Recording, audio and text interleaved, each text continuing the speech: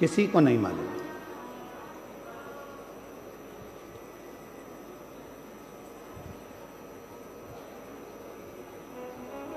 एक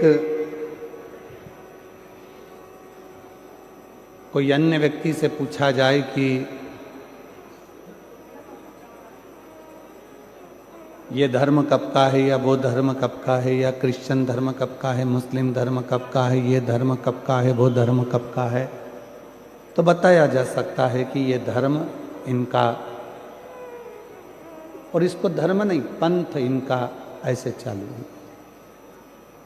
पर कोई तुमसे पूछे कि हमारा सनातन धर्म कब का है, तो उसका कोई अंदाजा नहीं लगाया जा सकता। जब से पृथ्वी, अग्नि, आकाश, वायु, जल है, तब से ये सनातन धर्म निश्चित आनंद के साथ है। इसका कोई अंदाजा नहीं लगा सकते। इसको बोल भी नहीं सकते कि तुम्हारी उम्र कितनी है, सनातन धर्म की उम्र कितनी हो गई, कितने साल का हो गया, हमारा हिंदू धर्म, हमारा सनातन धर्म कितने वर्ष का हो गया, ये कोई नहीं बता सकता।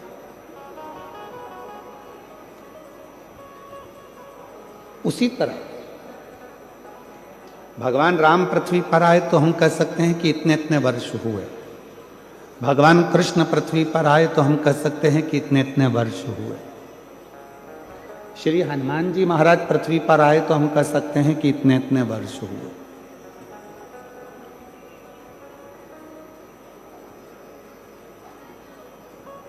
परशुराम भगवान पृथ्वी पर आए तो हम कह सकते हैं कि इतने इतने वर्ष हो गए। सारे देवताओं का बताया जा सकता है कि इतने वर्ष हुए हैं, पर भगवान देवाधिदेव महादेव के लिए कोई पुराण, कोई शास्त्र, कोई वेद ये नहीं बता सकता कि शंकर भगवान कितने वर्ष पुराने हैं या शिव जी की उम्र कितनी है, अवस्था कितनी है, ये शिव जी के लिए कोई नहीं बता सकता। इसको बताना बहुत कठिन है, इसको जानना बहुत कठिन है। तो पार्वती जी ने शिव जी से एक प्रश्न किया, और प्रश्न भी इतना सुंदर था कि तुम्हारी अवस्था कितनी है, तुम्हारी उम्र कितनी है।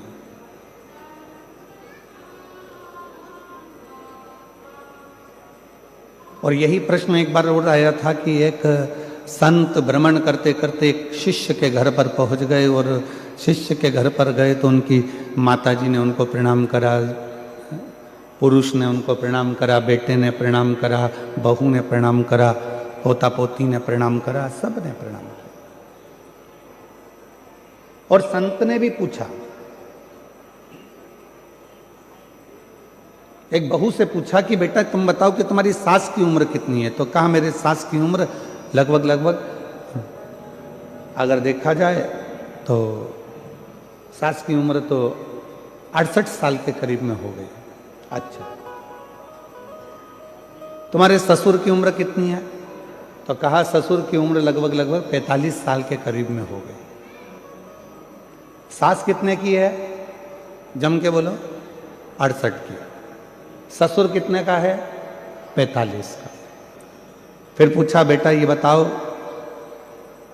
कि तुम्हारी उम्र कितनी है, कहा गुरुजी मैं 38 साल की हूं। अच्छा, पति की उम्र कितनी है, कहा गुरुजी बस कल ही पैदा हुए हैं, कल पैदा। गुस्सा आ गया सास को, मेरी बहू कितना झूठ बोलती है, खुद की उम्र सही बताई, बाकी की सबकी उम्र झूठ बताई। मेरा पति अगर 45 साल का होगा और मेरी उम्र 68 साल की होगी तो क्या शादी हुई होगी?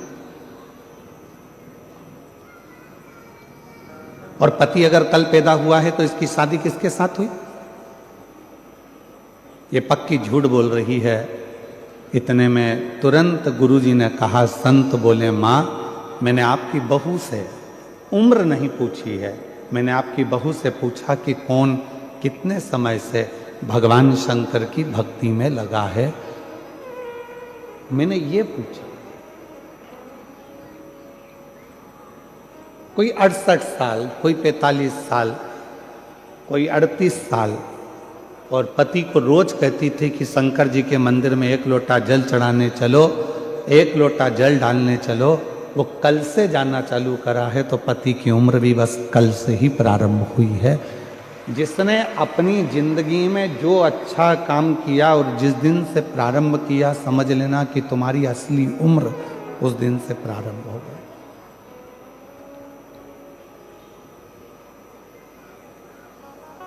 तुम्हारी सही उम्र उस दिन से प्रारंभ हो गई। पार्वती जी ने शिव जी से पूछा कि तुम्हारी अवस्था कितनी है। शंकर भगवान कुछ नहीं बोले, मुस्कुरा दिए। कभी कभी कोई कोई प्रसंग ऐसा होता है जिसमें पति पत्नी का कोई उत्तर नहीं देता और वो मुस्कुरा देता। और कभी कभी ऐसा भी होता है कि पत्नी कोई प्रश्न लेकर जिद कर कर पकड़ लेती है, तो पति को उत्तर देना ही पड़ता है।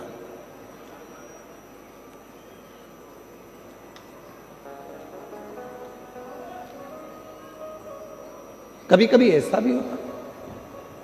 तो पार्वती जी ने हाथ जोड़कर कहा कि तुम्हारी अवस्था कितनी है, तुम्हारी उम्र कितनी है। शिव जी कुछ नहीं करते, मुस्कुरा देते हैं, हंस देते हैं, पर शंकर भगवान कोई उत्तर नहीं देते। फिर पार्वती जी ने वापस पूछा, फिर पुनः पूछा, तुम्हारी उम्र कितनी है, कितनी उम्र? उत्तर नहीं।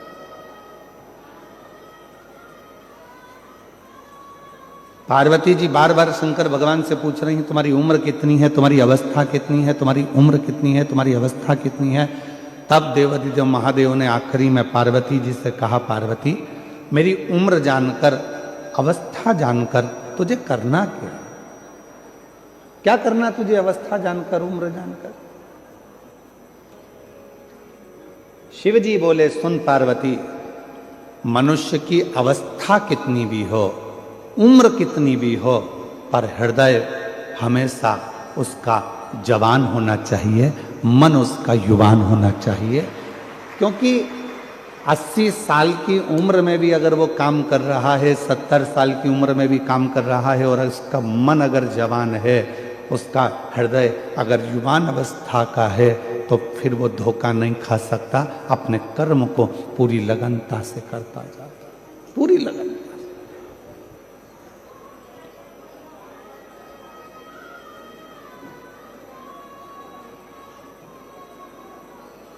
अब कोई आपसे पूछे, क्यों साहब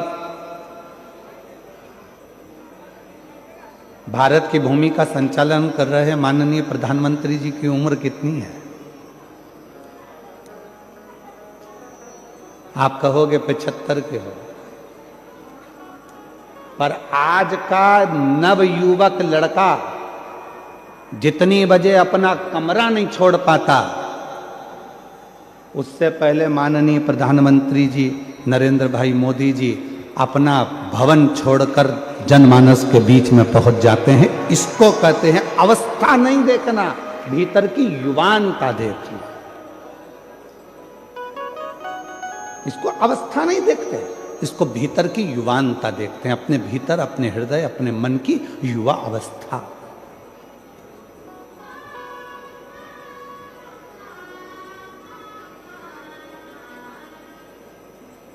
बुढ़ापा नहीं देखा।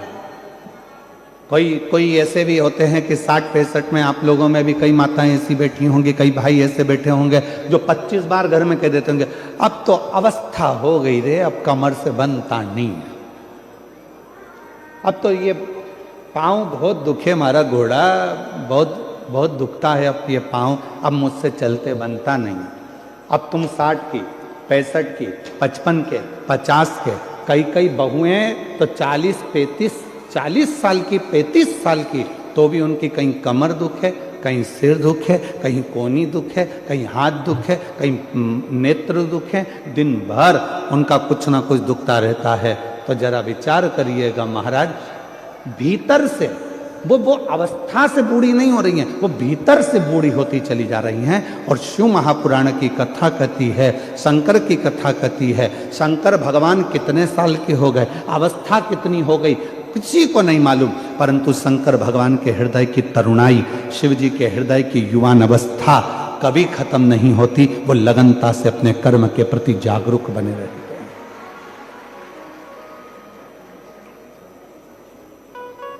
आप कितने जागरूक हैं ये आपके ऊपर निर्भर करता है।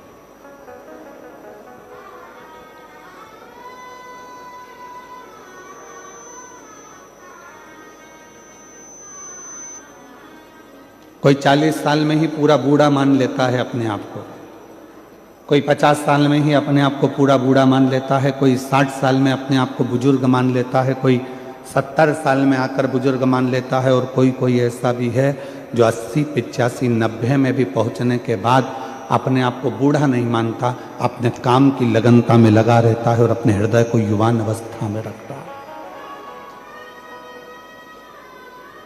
अपने भीतर की युवान अवस्था वो खत्म ही नहीं होने दे।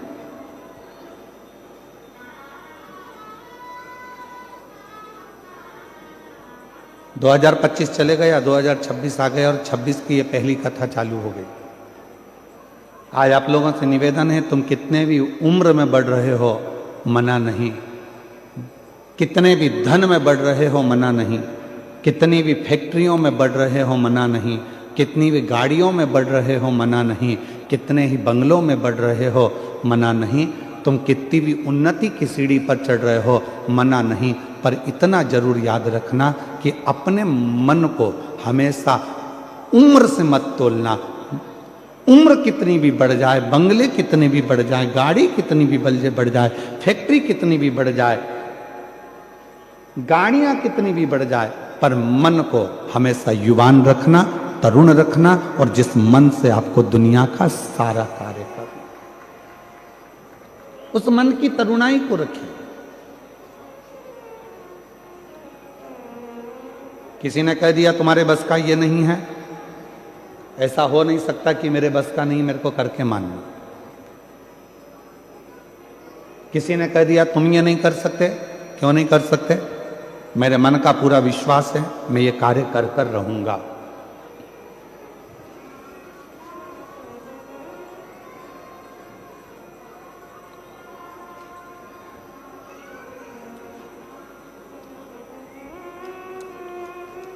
मिश्रा जी,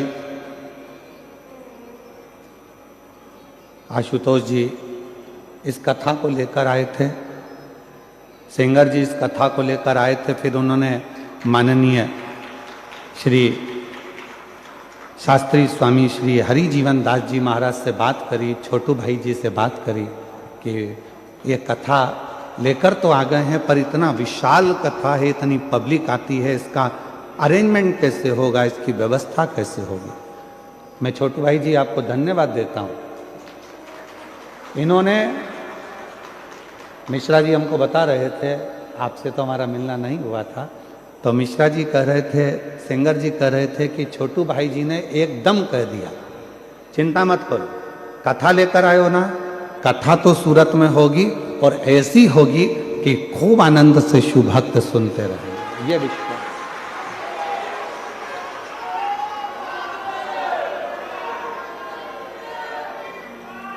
मैं बहुत बहुत साधुवाद देता हूँ छोटू भाई जी आपको, साथ में मिश्रा जी, सेंगर जी आपको, और उससे ज़्यादा साधुवाद देता हूँ लड्डू गोपाल गौशाला के माननीय हरिजीवन दास जी महाराज जी को, जिन्होंने इस कथा को बड़ी सरलता और सहजता के साथ में संजोया। बहुत सरल।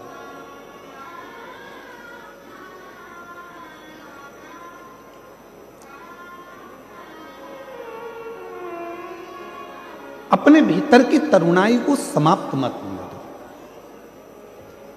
दुनिया में ऐसा कोई कार्य नहीं है जो आप नहीं कर सकते, दुनिया में ऐसी कोई कुर्सी नहीं है जहां आप बैठ नहीं सकते, दुनिया में ऐसा कोई काम नहीं जो आपसे नहीं हो सकता।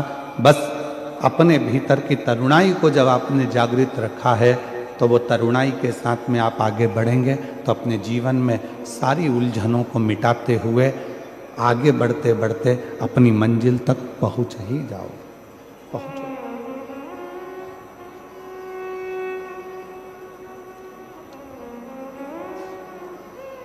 और मैंने तेरे ही भरोसे, हमारा निवेदन है जिन जिन को हमारे भजनों के बोल मालूम है वो साथ साथ में बोला करो, क्योंकि केवल ये बोल नहीं है, ये परमात्मा से आपकी और हमारी प्रार्थना भी है। मैंने तेरे ही भरोसे हवा बिच उड़ती जागी, बाबा डोर तो छड़ीना में कटी जागी, भोले मेरी पतंग शंभू मेरी पतंग हवा बिच उड़ती जागी, बाबा डोर तो छड़ीना में कटी जागी, भोले मैं तेरी पतंग। अपने भीतर की तरुणाई को कभी समाप्त मत होने, कभी भी। और कितनी सुंदर बात कही है भगवान शंकर की पवित्र कथा ने। शायद एक एक व्यक्ति के हृदय में यह बात पहुंचना चाहिए। उम्र बढ़े, जैसे जैसे उम्र बढ़े वैसे वैसे छोटों के साथ में रहने का प्रयास करो। जैसे पोता, पोती, नाती, पंती, इनके साथ में जब आप उम्र बढ़ती है और इनके साथ रहना चालू करते हो तो तुम्हें अपनी उम्र का अंदाजा नहीं लगता कि तुम कितने साल के हो। उनकी मस्ती में मस्त रहकर तुम अपने जीवन को आनंदमय जी रहे हो। जीवन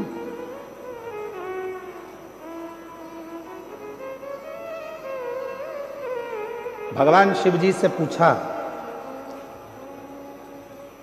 भगवान देवादिदेव महादेव 33 कोटि देवता में केवल एक देवादिदेव महादेव ऐसे हैं जिनकी बहुएं भी आईं, जिनके नाती पंती भी हुए।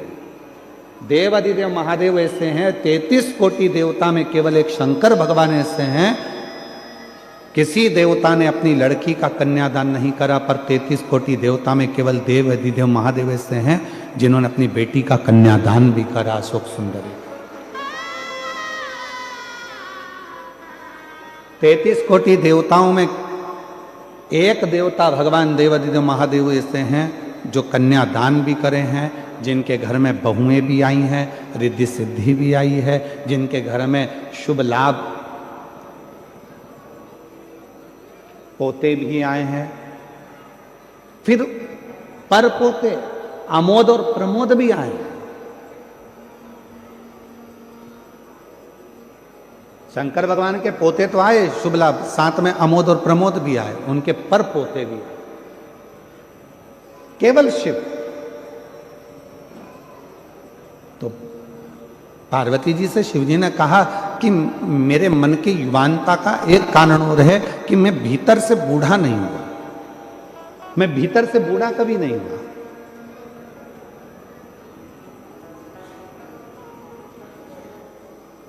मैं अपने पोतों के साथ में, अपनी बेटी के साथ में, अपने बेटे के साथ में बैठता हूं, मिलता हूं, बातें करता हूं। और आप लोगों से भी क्या कहते हैं हम? जब शिव जी के मंदिर में एक लोटा जल चढ़ाने के लिए जाओ, शंकर जी के मंदिर में जब एक लोटा जल लेकर जाओ, थोड़ी देर अपने पिता के पास में बैठो, भगवान के पास में बैठो और पिता के पास में बैठकर अपने मन की बात करो। संसार के लोगों से कहोगे तो हो सकता है कि वो एक ना एक जगह पर जाकर कह दें, बाद में तुम्हारी हंसी उड़ा दें, बाद में तुम पर उंगली उठा दें, बाद में तुम्हारे लिए अपशब्द कह दें, बाद में तुम पर ताना दे दें। पर यदि तुम्हारे मन में कोई दुख है, तकलीफ है, कष्ट है, परेशानी है, तो जाओ एक लोटा जल अपने घर से भरकर शंकर के मंदिर तक लेकर जाओ और देवादिदेव महादेव को जल चढ़ाकर अपने हृदय की बात कहो, तो धीरे धीरे वो दुख, वो तकलीफ, वो कष्ट तुम्हारा मिटते चले जाएगा। वो दुख मिटेगा, वो कष्ट मिटेगा, वो तकलीफ मिटेगी।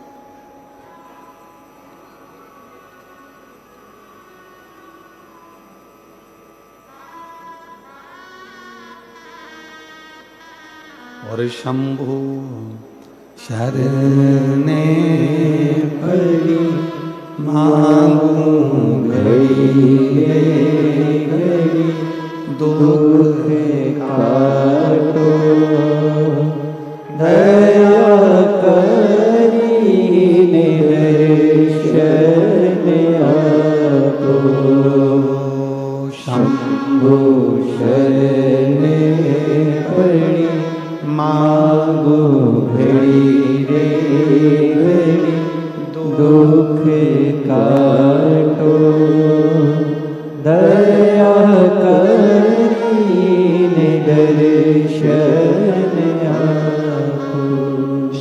पास थोड़ी देर जाकर बैठो। भगवान ओघड़दानी के पास में थोड़ी देर जाकर बैठो। कुछ मन की बात देवादिदेव महादेव से कहो। सुनेंगे शिव? क्यों नहीं? शंकर भगवान को लोग पशुपति नाथ कहते हैं। दुनिया में केवल एक है देवादिदेव महादेव, मेरे शंकर भगवान पूरे देवों में, जो एक पशु, पक्षी, जीव, जलचर, थलचर, वायुचर सबकी बातों को ध्यान लगाकर सुनते हैं। सबकी बात।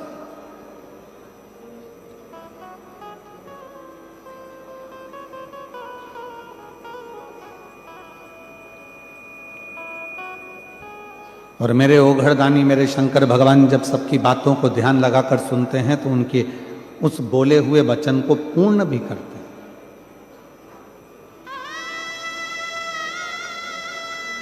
एक बड़ा सुंदर प्रसंग है राजा भोज का।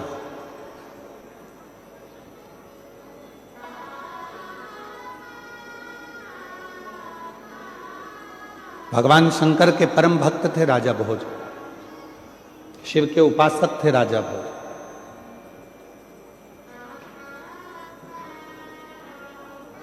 और भगवान शंकर की अविरल भक्ति में डूबे रहते थे राजा भोज। एक मां अहिल्याबाई होलकर, एक राजा भोज, वीर शिवाजी महाराज,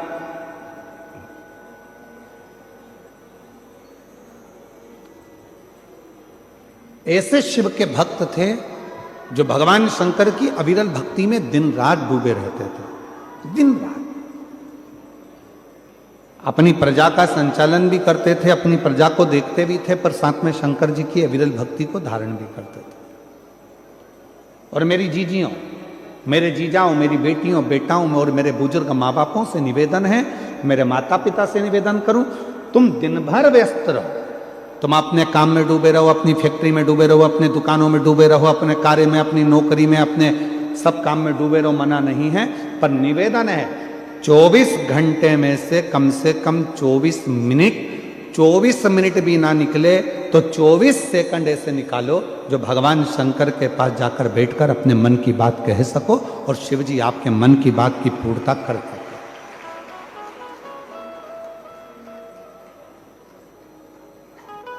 कुछ क्षण भगवान के पास बैठा जाए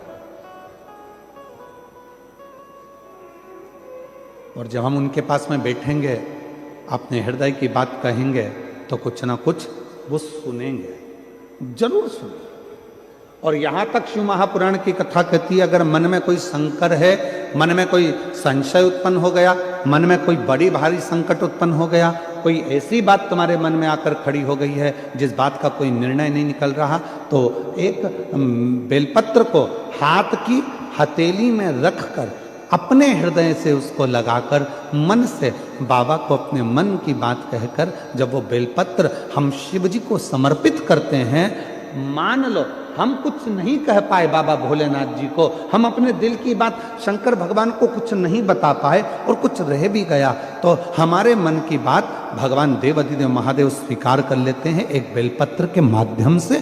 जो हम चाहते हैं शिव उसको स्वीकार कर कर हमारी झोली खुशियों से भरना प्रारंभ कर देते। एक बेलपत्र हमारी पूरी बात को शिव जी तक कह देती है।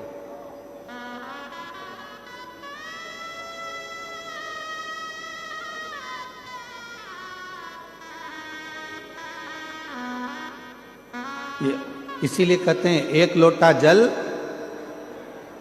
आवाज नहीं आई, जरा दमदारी से बोलो, सारी समस्या का हल बोल बम का नारा है, श्री शिवाय। अपने मन की बात शिव से कहना, भगवान शंकर से कहना, हृदय से कहना, स्वीकार है। राजा भोज भगवान शिव के परम भक्त थे, परम भक्त, बहुत उपासक।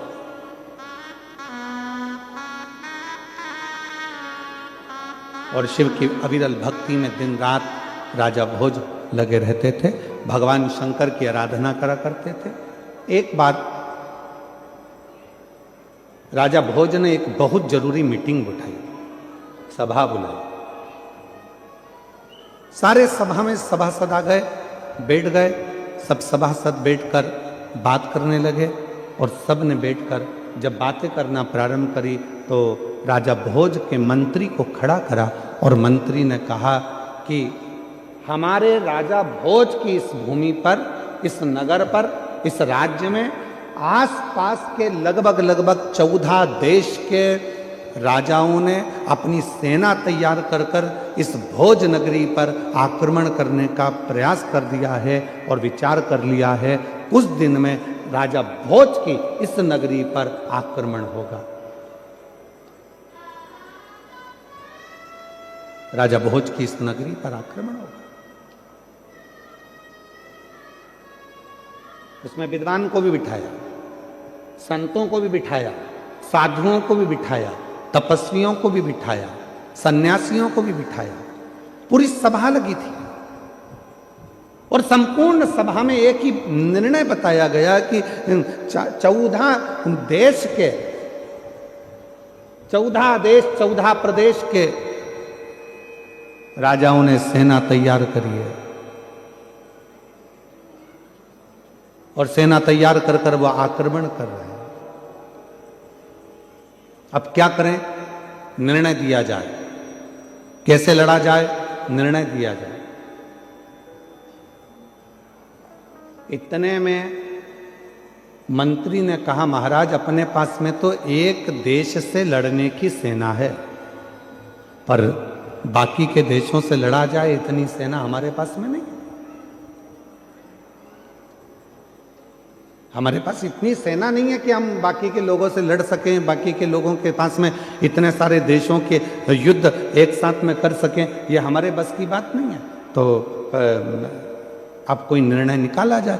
तो सब ने निर्णय निकाला, सब ने कुछ कहा, कोई कुछ कहता था, कोई कुछ कहता था। कोई कहता था कि अपने देश में चारों तरफ खड्डे खोद कर उसमें आग लगा दी जाए जिससे दूसरे देश का व्यक्ति हमारे देश में ना आए। फिर किसी ने कहा हिंसक पशु पक्षियों को छोड़ दिया जाए जिससे ये सब समाप्त हो जाए। डीले कर, तुम कम करो, बाहर की आवाज थोड़ी ज्यादा आ रही है, उसको कम करो।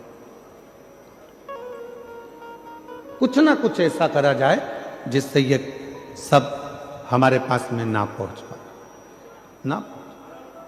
तो फिर करें क्या?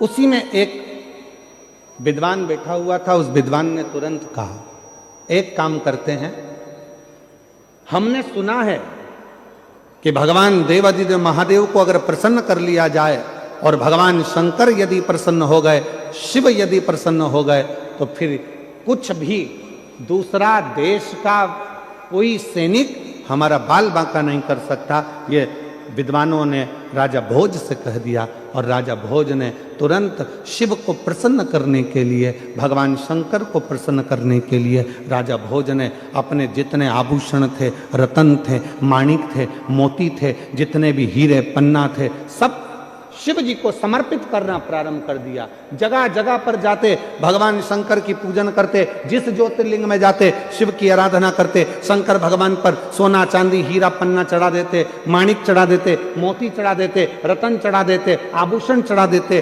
सारे जगह पर जा जाकर शंकर की आराधना करते, माणिक मोती हीरा पन्ना सोना चांदी सब चढ़ाते, पर शिव जी प्रसन्न नहीं।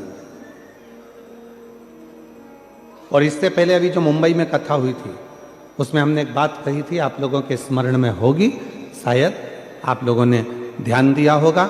उस कथा में कहा था, मेरे शंकर भगवान को रिझाने के लिए बहुत सारे धन की जरूरत नहीं है, मेरे शंकर भगवान को रिझाने के लिए बहुत सारे वस्त्र की जरूरत नहीं है, मेरे शंकर भगवान को रिझाने के लिए बहुत सारे आभूषण की जरूरत नहीं है, मेरे शंकर भगवान को रिझाने के लिए बहुत सारा आडंबर की जरूरत नहीं है, मेरे शंकर भगवान को रिझाने के लिए बहुत सारे वस्त्र बदलने की जरूरत नहीं है। मुंबई की कथा में कहा था, शंकर भगवान को रिझाना है तो दिल से जाकर एक लोटा जल समर्पित कर दो और 3 बार ताली बजाकर हर हर महादेव कह दो, मेरा शिव प्रसन्न हो जाता, मेरा शंकर प्रसन्न हो जाता।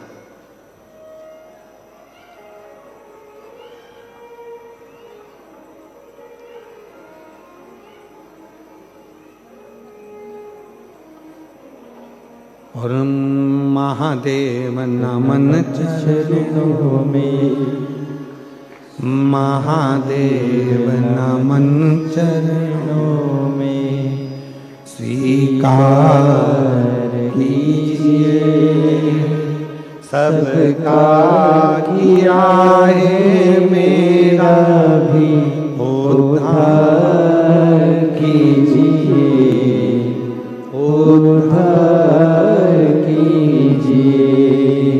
हे त्रिपुंडधारी, हे त्रिशूलधारी, हे त्रिपुंडधारी, हे त्रिशूलधारी। चरणों में तेरे बाबा जी पावन है चारों धाम, चरणों में तेरे बाबा जी पावन है चारों धाम। तेरी देव करते वंदना, पूजे सीताराम। तेरी देव करते वंदना, पूजे सीताराम। हो जाए पूरी कामना, हो जाए पूरी कामना। उपकार कीजिए सबका किया है मेरा भी उद्धार कीजिए, उद्धार कीजिए। हे त्रिपुंडधारी, हे त्रिशूलधारी, हे त्रिपुंडधारी, हे त्रिशूलधारी। क्या शिव धन से प्रसन्न हो जाते?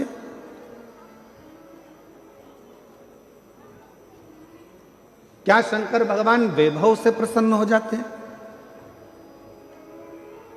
क्या शंकर भगवान बहुत सारे माणिक मोती हीरा सोना चांदी अंबर पीतांबर से प्रसन्न हो जाते हैं?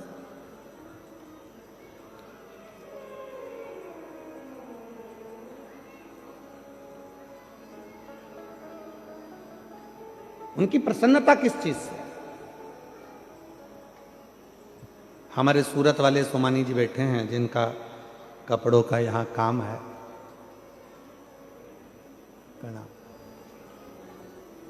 ये सूरत से इन्होंने कई बार पहले सीहोर में कुबरेश्वर धाम में आकर कथा के कम से कम इन्होंने 3-4 कथा अपने सीहोर में कराई। एक बार उनके लिए भी जोरदार ताली बजा। बहुत सारे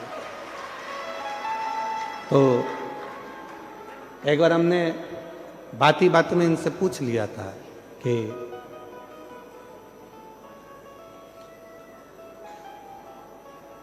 आपको कुबरेश्वर धाम का बहुत पहले की बात है, लगभग 2017 की बात होगी, 15-16-17 में ऐसा कुछ समय होगा। तो हमने इनसे पूछा कि आपको कुबरेश्वर धाम का पता किसने बता दिया जो तुम यहाँ सीहोर आ गए और कुबेर भंडारी के दर्शन कर लिए? 15-16 की बात होगी, 2015-16। तो सोमानी जी कहते हैं कि गुरुजी हम तो इधर से निकल रहे थे, हम उज्जैन दर्शन करें महाकाल बाबा के, और यहाँ से हम कहीं दूसरे मार्ग इन्होंने बताया था वहाँ जा रहे थे। तो हमारा मन ऐसा करा कि यहाँ हम उस समय पर कुबरेश्वर बाबा का धाम हमने देखा नहीं था। हमारा मन करा कि यहाँ कोई स्थान ऐसा है जो हमको खींच रहा है।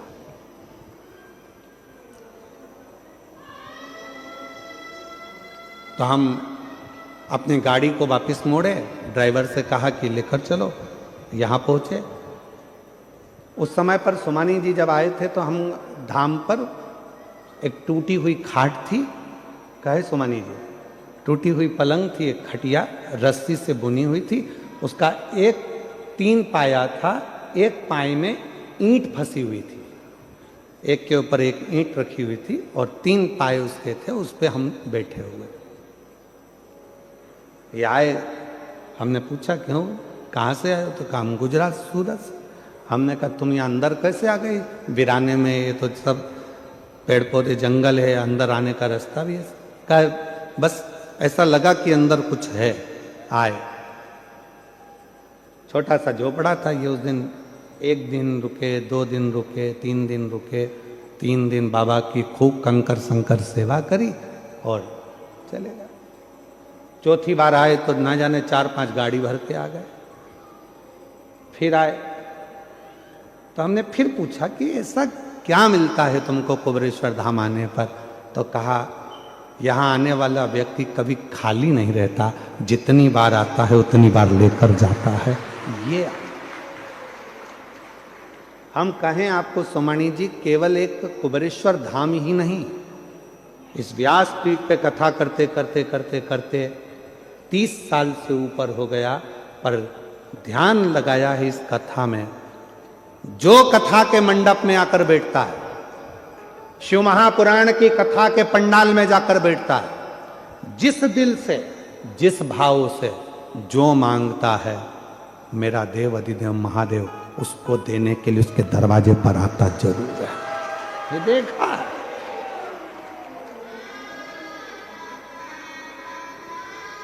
एक पत्र है, देखिए,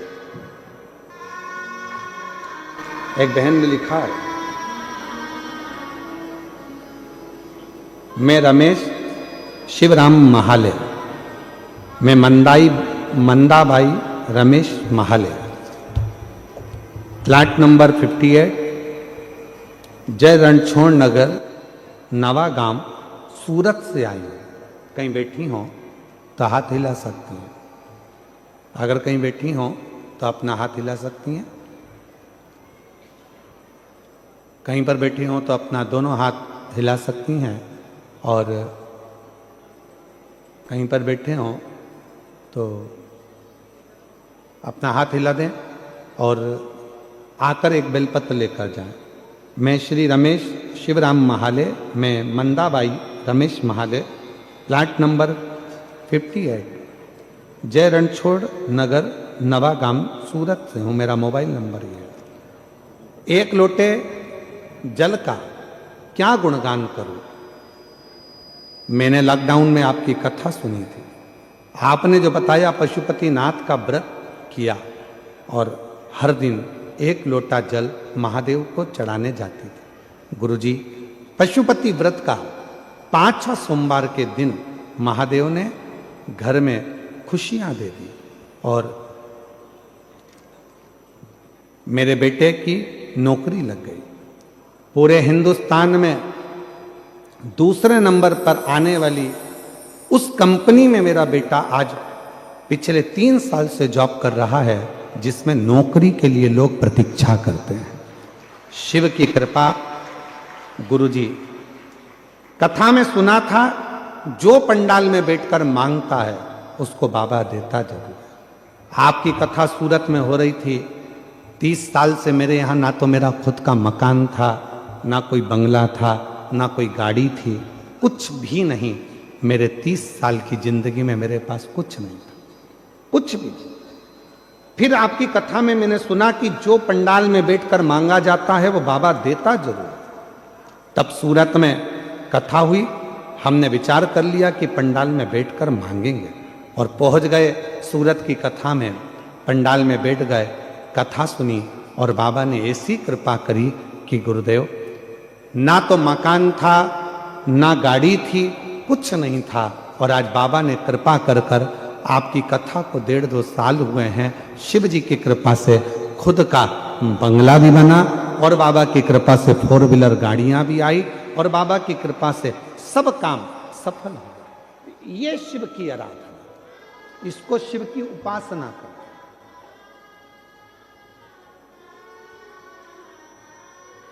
एक पत्र हो रहे, अच्छा है।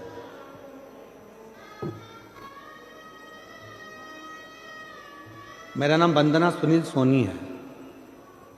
मैं बारडोली की रहने वाली हूं और मेरा मोबाइल नंबर जो है, मेरी भाभी को 18 साल हो गए थे। उन्हें 18 साल से कोई संतान का सुख नहीं था।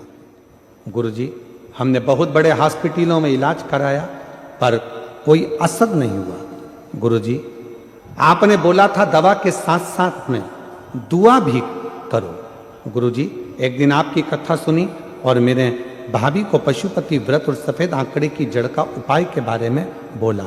तब मेरी भाभी ने पशुपति व्रत करने प्रारंभ किया और गुरुजी मेरी भाभी ने 4 बार पशुपति व्रत करा, सफेद आंकड़े की जड़ का उपाय भी किया। तब मेरी सहेली ने सीहोर से लाया हुआ रुद्राक्ष दिया, उसका भी रोजाना अभिषेक कर कर उसका पानी पिलाना चालू किया। गुरुजी, बाबा की ऐसी कृपा हो गई कि बाबा की कृपा से 18 साल के बाद मेरी भाभी का गर्भ ठहर गया और बाबा की कृपा से उससे 18 साल के बाद संतान की प्राप्ति हुई, जिसका मैं फोटो लगा रहा हूं। कहीं बैठी हो और अगर बच्चा साथ में आया हो तो आ सकती हैं, बच्चे को ला सकती हैं। 18 साल के बाद बाबा ने ये सुख प्रदान किया। 18 साल, ये दुनिया की दृष्टि में केवल शिव महापुराण का पंडाल है। दुनिया की दृष्टि,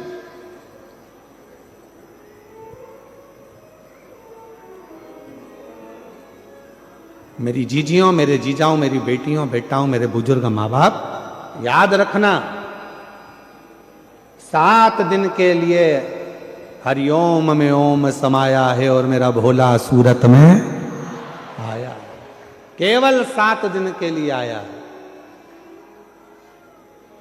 इतने दिव्य दिव्य बड़े बड़े आयोजन को कराना कोई सरल नहीं होता है। वो तो इनके भी बस का नहीं है। आपके एक लोटे जल का जब बल बढ़ता है तब शंकर भगवान इन सबको प्रेरणा देकर ये शिव पुराण की कथा करवा लेगा।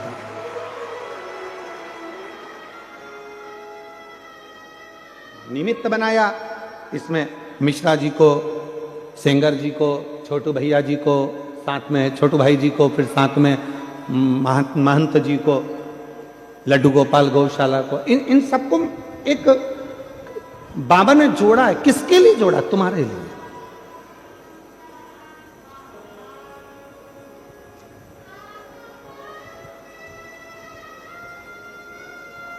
बहुत सारे काम होंगे तुम्हारे घर में, बहुत सारे फैलारे पड़े होंगे तुम्हारे घर में, काम करने के लिए पूरी जिंदगी पड़ी हुई है।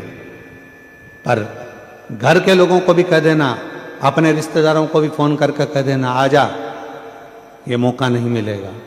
उसके दरवाजे पर बैठकर उसको अपने दिल की बात कहकर खाली झोली को भरने का ये मौका मिला है। उम्मीद है मेरा बाबा मुझे खाली नहीं देगा। ये दुनिया की दृष्टि में केवल कथा।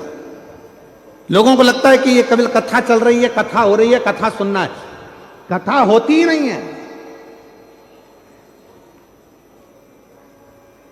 कथा है ही नहीं। यहां तो एक जितने यहां भक्त आते हैं वो अपने पिता से अपने दिल की बात, जिस समय पर 2 मिनट के लिए श्री शिवाय नमस्तुभ्यम होता है, बाबा सब दुख काटो महारा जब बोला जाता है, और कुछ देर के लिए जब मौन हो जाया जाता है, उस समय पर ये आत्मा परमात्मा से अपने दिल के दुखड़ों को कहती है। और मेरा शिव उस स्थान पर बैठकर जब इतने करोड़ मंत्र, आप लाखों की संख्या में आए, कैमरे की निगाह में यहां से लेकर आखिरी तक भी कैच नहीं हो पा रहे, और इतने बड़े बड़े 3 बड़े बड़े पंडाल, लगभग इन पंडालों को एक के पीछे एक लगाया जाए तो शायद 3-4 किलोमीटर तक चले जाओ, इतना लंबा पंडाल है ये सूरत का। यदि एक के पीछे एक पंडालों को लगाया जाए तो इतना बड़ा पंडाल। आप लाखों की संख्या में आए और इतने सारे लाखों भक्त एक साथ बैठकर जब श्री शिवाय नमस्तुभ्यम कहते हैं, मंत्र का जाप करते हैं, करोड़ों मंत्र आपस में टकराकर विभिन्न होते हैं, और उन मंत्रों को जब हम उच्चारण करते हैं, बोलते हैं, वो मंत्र हमारी श्वासों में 3.5 करोड़ रोम छिद्र ये मनुष्य के शरीर में है, और इन 3.5 करोड़ रोम छिद्र में ये भगवान शंकर का नाम समाहित हो जाता है। और जब हम कुछ कहते हैं तो शिव उसको स्वीकार कर कर हमारी झोलियां खुशियों से भरकर चला जाता है। ये शिव का क्या मिलेगा शिव पुराण में जाने से? क्या प्राप्त होगा शिव पुराण में जाने से? क्या देंगे शिव पुराण में? जाकर देखो, बैठ कर देखो, जो मिला उनसे पूछ कर देखो कि मेरा बाबा कभी खाली नहीं भेजता, कभी नहीं। क्या देखा?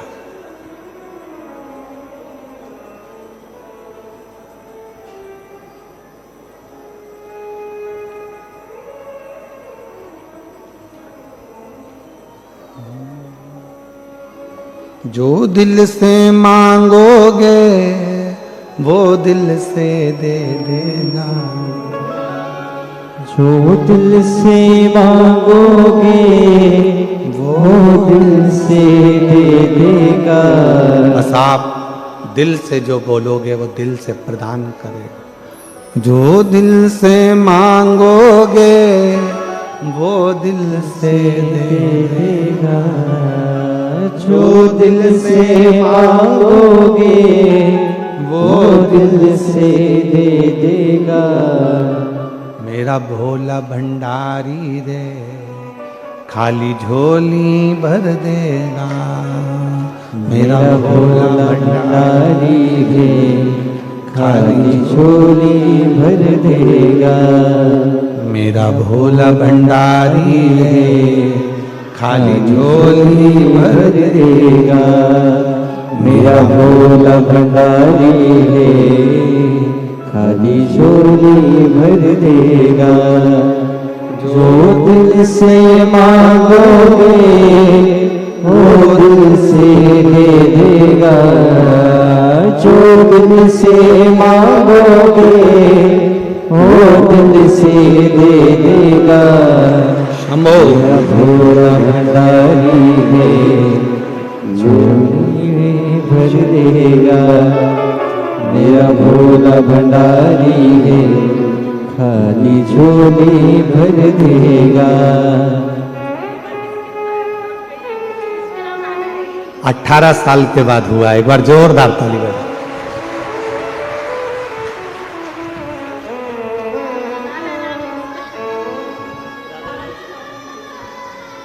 रोते नहीं, खुश हो। आंसू पोछो, पहले आंसू पोछ के जाओ। अब तो दे दिया बाबा ने, अब क्या सोचो।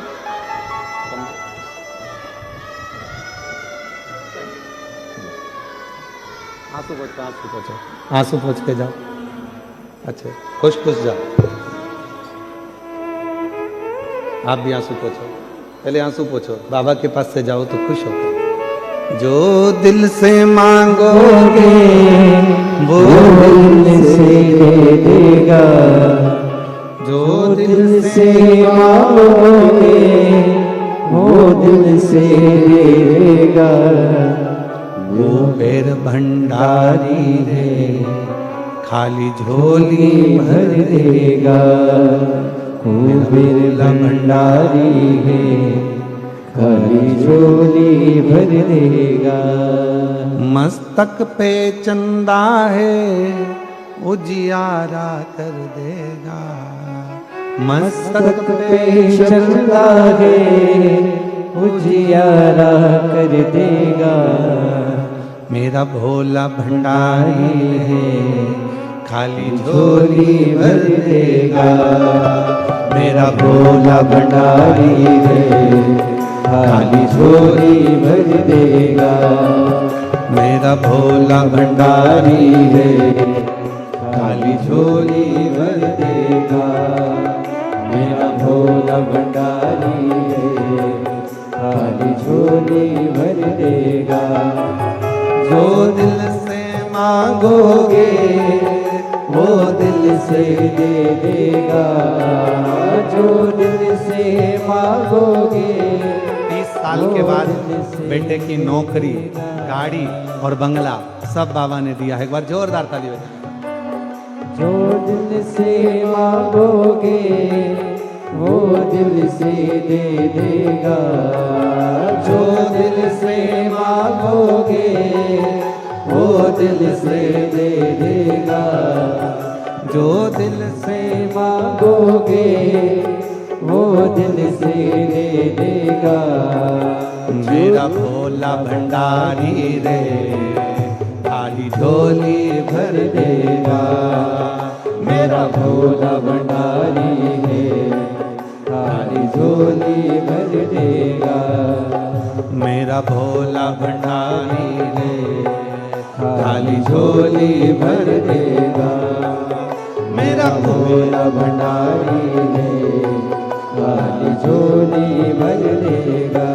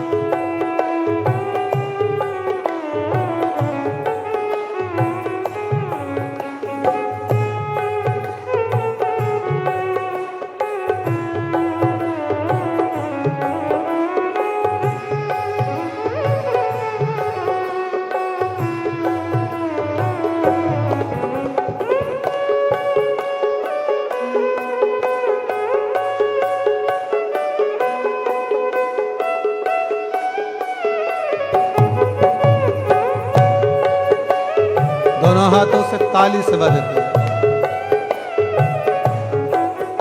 मस्तक पे चंदा है उजियारा कर देगा।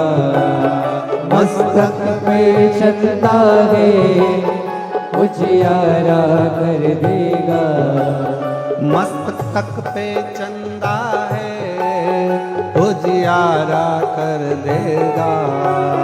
मस्तक पे चंदा है उजियारा कर देगा। मेरा भोला भंडारी है खाली झोली भर देगा। मेरा भोला भंडारी है खाली झोली भर देगा। मेरा भोला भंडारी है खाली झोली भर देगा। मेरा भोला भंडारी है खाली झोली भर देगा।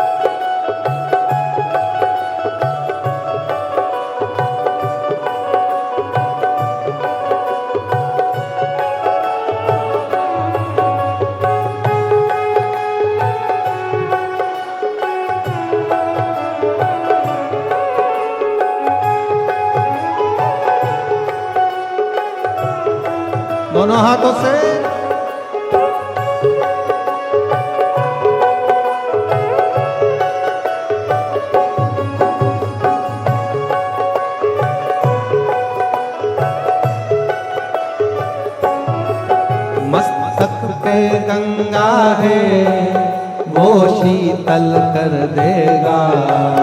मस्तक पर गंगा है वो शीतल कर देगा। मस्तक पे गंगा है वो शीतल कर देगा। मस्तक पे गंगा है वो शीतल कर देगा। मेरा भोला भंडारी है खाली झोली भर देगा। मेरा भोला भंडारी है खाली झोली भर देगा। दिल से पूछोगे दिल से देगा। जो दिल से मांगोगे वो दिल से दे देगा। जो दिल से मांगोगे वो दिल से दे देगा। मेरा भोला भंडारी है मेरा भोला भंडारी है खाली झोली भर देगा। मेरा भोला भंडारी है खाली झोली भर देगा। ओ मेरे भंडारी है खाली झोली भर देगा। ओ मेरे भंडारी है खाली झोली भर देगा।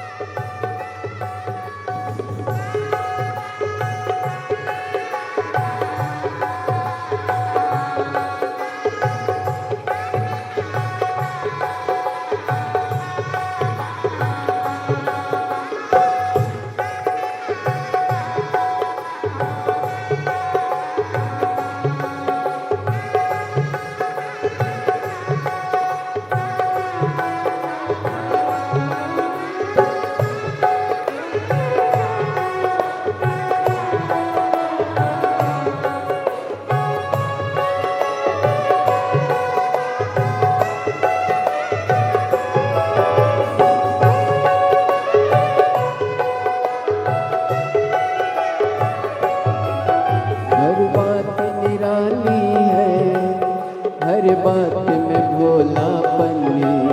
हर बात निराली है हर बात में भोलापन।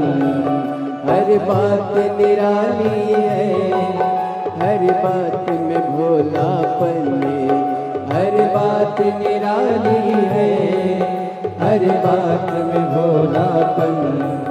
मेरा भोला भंडारी है मेरा भोला भंडारी है खाली झोली भर देगा। मेरा भोला भंडारी है खाली झोली भर देगा। मांगोगे वो दिल से दे देगा।